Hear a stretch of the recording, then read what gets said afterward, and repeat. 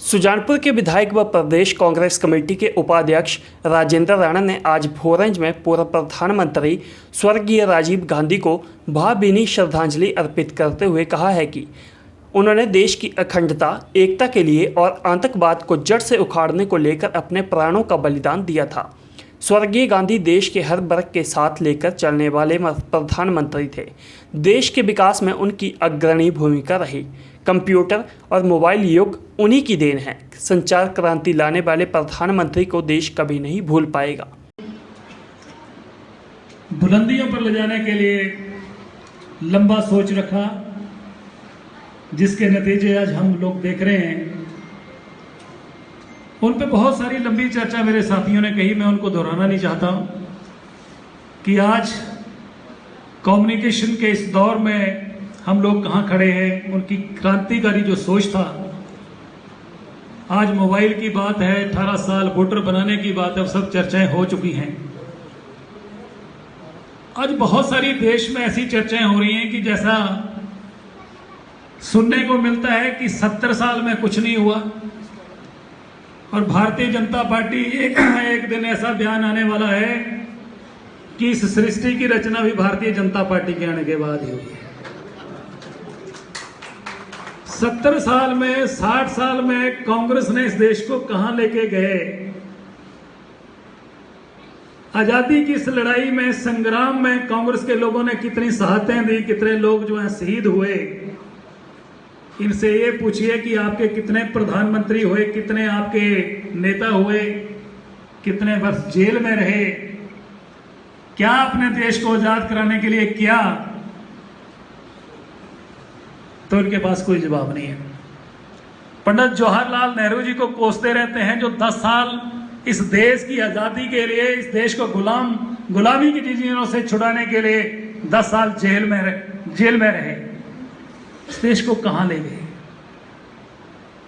ये वो परिवार है, गांधी परिवार, जिन्होंने 2 शहादतें दी, 2 प्रधानमंत्री, सिटिंग प्राइम मिनिस्टर, जिन्होंने इस देश की अखंडता और एकता के लिए शहादतें दे दी। इनको पूछो कि आपने कहीं एक जगह एजुटेशन भी किया हो, कहीं जेल भी गए हो, एक दिन की जेल भी गए।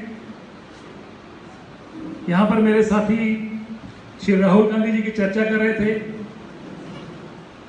आप हैरान होंगे, सुनने वाली बात है कि भारतीय जनता पार्टी से आज पूरा देश ये पूछ रहा, मैं व्यक्तिगत तौर पर पूछ रहा हूं कि भारतीय जनता पार्टी 7 साल में दुनिया की सबसे अमीर पार्टी कैसे बन गई। ईमानदार पार्टी है, ईमानदार लोग हैं, तो इतनी अमीर पार्टी कैसे बन गई। कौन सा इनके दादे परदादाओं ने कुबेर का खजाना जो छुपा के रखा था, जो निकल गया। आज आप देखिए कि हिंदुस्तान के हर जिला में इनके दफ्तर बन रहे हैं, अरबों रुपए इनके खातों में आ गए हैं। कहां से अमीर हो गए। मैं अक्सर, रोज नहीं तो हर तीसरे दिन मेरी स्टेटमेंट आती है।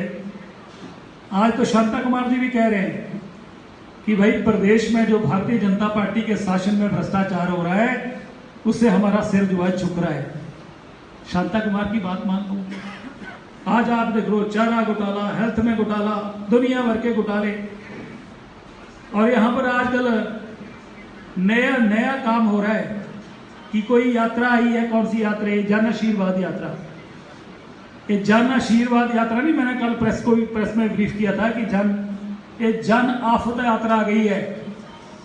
कल चंडीगढ़ से जो निकले हैं, वहां पर जो लोग इकट्ठे हुए हैं, और किस तरीके से वहां किसानों ने विरोध किया, वो किसान तो विरोध करेंगे ही, परंतु जिस तरीके से ये यात्रा आई है, लोगों को कितने दिनों से इकट्ठा होने के लिए बोला जा रहा है कि हिमाचल प्रदेश में कोरोना की तीसरी लहर जो है वो कहर के रूप में आने वाली है।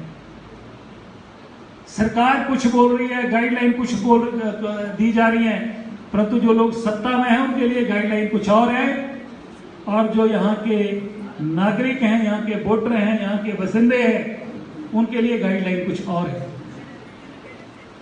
इसलिए बहुत सारी चर्चाएं हैं। प्रेम कौशल जी ने कहा कि मैं पीछे एक भोरंज में एक शहीद हुए थे, उनके घर में आया था। मैंने कहा भाई इकट्ठे होकर सब चुनाव लड़ो। मुझे लग रहा है 8-10 टर्म हो गई भोरंज में हमारे विधायक नहीं बने।